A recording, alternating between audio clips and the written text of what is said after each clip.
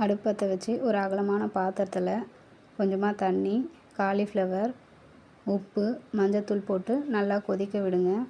Half boil ஆனதும் வடிகட்டி தண்ணி இல்லாமல் வடிகட்டி எடுத்து வச்சுக்கோங்க.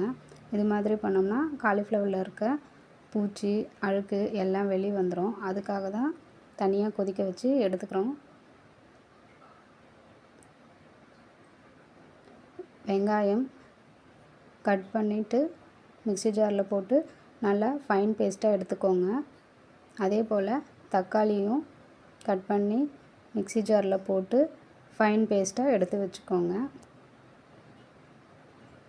ஸ்பைசஸ் பார்த்தோம்னா பட்டை, சோம்பு, இலை, 2 கிராம்பு, கொஞ்சமாக கசகசா. அடுப்பு பற்ற வச்சு வாணலியில் தேங்காய் எண்ணெய் ஊற்றிக்கோங்க. ஸ்மெல்லு நல்லாயிருக்கும். ஸ்பைசஸ் ஆட் பண்ணிவிடுங்க. இந்த ஸ்டேஜில் வெங்காயம் பேஸ்ட்டை ஆட் பண்ணிக்கோங்க. நல்லா ரா ஸ்மெல் போகிற அளவுக்கு வதக்கி விடுங்க. இல்லைன்னா ஒரு மாதிரி கசப்பாக இருக்க மாதிரி ஃபீல் ஆகும்.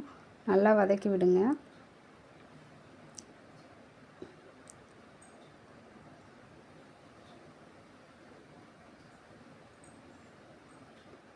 ஆனியன் பேஸ்ட்டு நல்லா கலர் சேஞ்ச் ஆனதும் இஞ்சி பூண்டு பேஸ்ட்டு ஆட் பண்ணிக்கோங்க.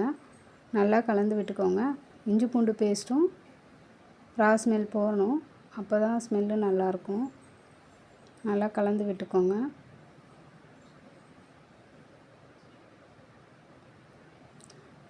தக்காளி பேஸ்ட்டும் ஆட் பண்ணி நல்லா கிரேவி டெக்ஸ்சர் வரணும்.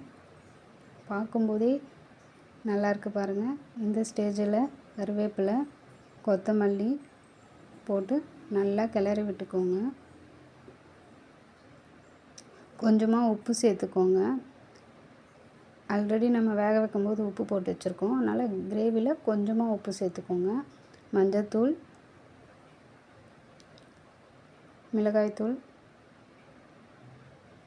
காரத்துக்கு ஏற்ற மாதிரி நீங்கள் மாற்றிக்கலாம். நான் 1 ஸ்பூன் தான் போட்டிருக்கேன்.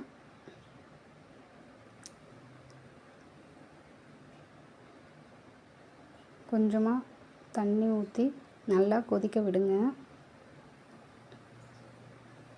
உப்பு காரம் இருக்கான்னு பார்த்துக்கோங்க. நல்லா கொதித்ததுக்கடுத்து வேக வச்ச காலிஃப்ளவரை சேர்த்து நல்லா கிளறி விடுங்க.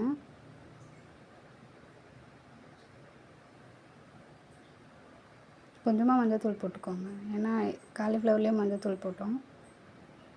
கஸ்தூரி மேத்தி இது டேஸ்ட்டுக்காக போடுறது. கொஞ்சமாக லெமன் போட்டுக்கோங்க.